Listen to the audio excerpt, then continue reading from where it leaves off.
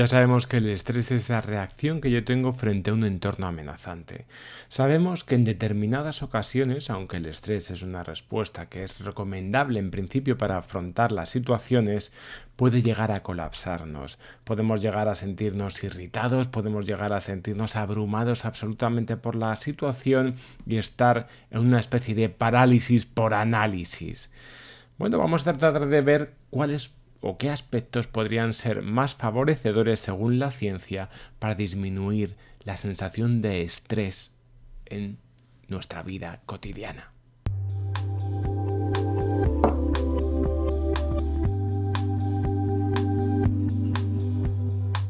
Vivimos en una sociedad donde cada vez hay más número de opciones. De hecho, se ha vendido esa libertad absoluta a la hora de elegir como una de las panaceas de la felicidad. Sin embargo, tendríamos que preguntarnos una cosa. ¿Es verdad que aumentar de esa manera desmedida el número de opciones que tiene un individuo en su vida le hace exactamente más feliz? Un reciente experimento de la Universidad de Columbia nos mostró cómo precisamente ese número de lecciones tan amplio no nos llevaba muchas veces a lecciones tan significativas. Aunque aparentemente nos atrae tener ese número de opciones, no conlleva muchas veces resultados, como estamos diciendo, efectivos. Veréis, en este experimento se colocaron en dos zonas del supermercado dos estantes con diferentes tarros de mermelada. En uno de los estantes solamente había 6 clases, 6 tipos de mermeladas.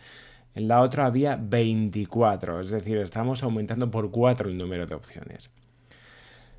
¿Cuáles creeríais, en principio, que serían los más... ¿Cuál de los dos estantes sería el más visitado? Bueno, pues creo que todos podríamos acordar que cuanto más número de opciones, sí visitaríamos más fácilmente ese estante. Es decir, el 60% de las personas fueron al estante donde estaban los 24 tarros de mermelada, mientras que solamente el 40% visitó el estante con los 6 tarros de mermelada. Pero a la hora de comprar, ahí está la gran diferencia. Las personas que habían visitado el estante con los 6 tarros de mermelada compraron un 31% de las veces, mientras que las personas que estaban delante de esos 24 tarros de mermelada tan solo compraron el 4% de las veces. Algunos recientes estudios que se han realizado sobre el visionado en las diferentes plataformas como pueden ser Netflix o HBO o Amazon Prime han descubierto que podemos pasar unas 45 horas al año intentando elegir qué película vemos. Y no viendo esas películas, intentando elegir qué película vemos. Así como podemos ver, demasiadas opciones suelen provocar un efecto bastante estresor en nuestro cerebro. El psicólogo Barry Schwartz, en su libro The Paradox of Choice, nos habla sobre la importancia precisamente de tomar estrategias efectivas en este sentido. Él distribuye las personas o los dos tipos de consumo que podemos tener entre lo que llamaríamos los satisfactores y los maximizadores. Diríamos que alguien está estableciendo una estrategia de maximización cuando intenta conseguir el mejor producto posible entre todos los que hay. El mejor coche, la mejor película, mientras que el satisfactor está buscando algo que, le satisfaga. Muchas veces diríamos que estaríamos atendiendo a esa frase de que lo mejor es enemigo de lo bueno, porque precisamente concentrarnos en lo mejor hace que no tomemos en cuenta buenas opciones que nos van a servir en ese momento. Lo que Mihaly Csikszentmihalyi nos mostró en su libro Fluir, en su estudio, que es uno de los estudios más extensos sobre la felicidad que se han establecido jamás, es que las personas eran felices no tanto cuando recibían algo, no tanto cuando les regalaban algo en sí, sino cuando estaban actuando con algo, cuando participaban de la vida. Un estudio que hicieron los autores de Freakonomics, dos economistas, nos mostraban cómo la euforia de haber ganado la lotería, y hablamos de premios importantes, podía durar unos 6 meses, pero luego después esas mismas personas terminaban teniendo niveles de felicidad más o menos parecidos a como antes de haberles tocado esa buena fortuna, o incluso menores. La razón es que al principio efectivamente ahí parecía que ha habido un golpe de suerte y parecía que su vida iba a cambiar.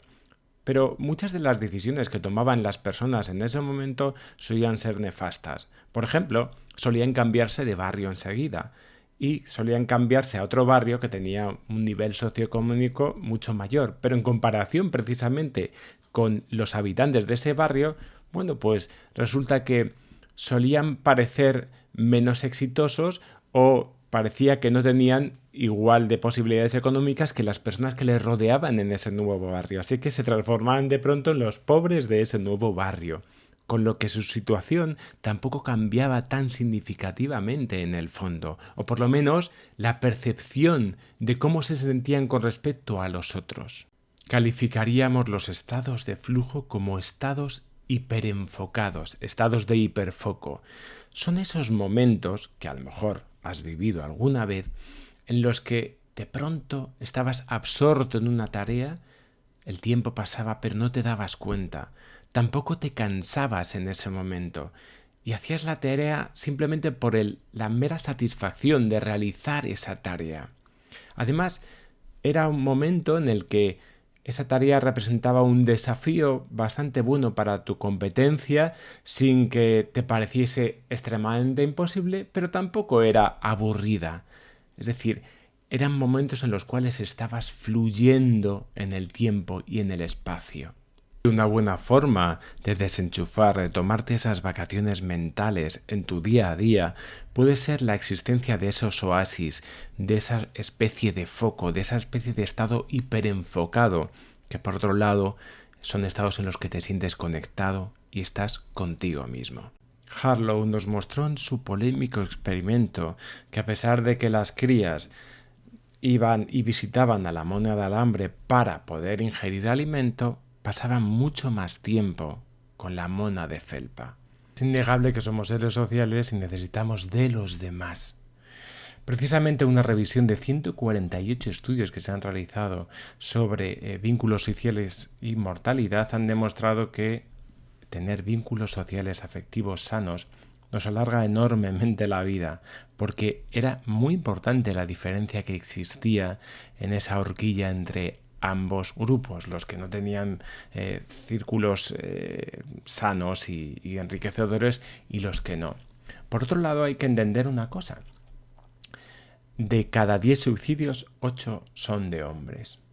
La razón muchas veces tiene que ver con que las mujeres tienen vínculos sociales y promueven mucho más esos vínculos sociales donde pueden expresar, sentirse menos solas, es decir, ese grupo de amigas que es tan sano y que les lleva y que les sirve tanto para poder de alguna manera descargar todo ese estrés que puedan tener alrededor, no lo tienen tanto los hombres.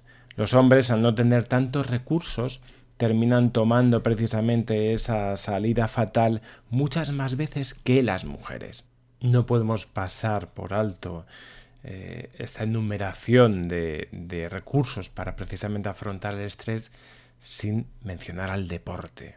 Porque el deporte es una de las áreas donde más se ha estudiado esa desvinculación que podemos tener precisamente con esas situaciones estresantes. Es uno de los elementos que más ha ayudado. No solamente porque nos ayuda a regular los niveles de cortisol, sino porque además nos ayuda a segregar también hormonas como las endorfinas, que son esas fuentes de placer.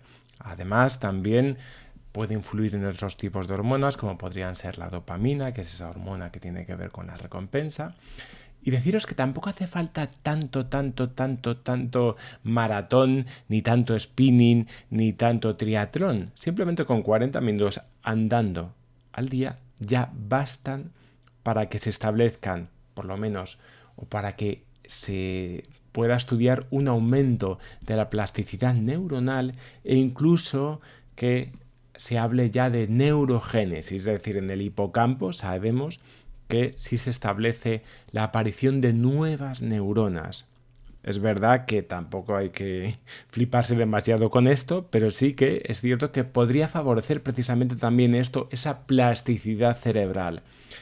También se ha hablado de una reducción de esa conexión que existe entre el córtex frontal y la amígdala. La amígdala es como si tuviese a veces secuestrado a ese córtex frontal y algunos estudios hablan de una reducción de hasta un 50% en esa vinculación entre ambos. Se debió atribuir a Epicteto el contenido de esta famosa frase que decía algo así como: concededme la paciencia para soportar aquellas cosas que no puedo cambiar, concededme el valor para poder afrontar aquellas cosas que sí puedo cambiar, pero sobre todo concededme sabiduría para distinguir entre una cosa y otra. Esta frase representa precisamente esa diferencia o esa dicotomía entre el control y la aceptación. Porque muchas veces hay que entender que puede ser tan importante lo que no haces como lo que haces. Así que esto sería otro de los elementos que tenemos que tener en cuenta y que pueden ser claves también para poder gestionar el estrés. Y por último, hablaríamos en este caso del agradecimiento.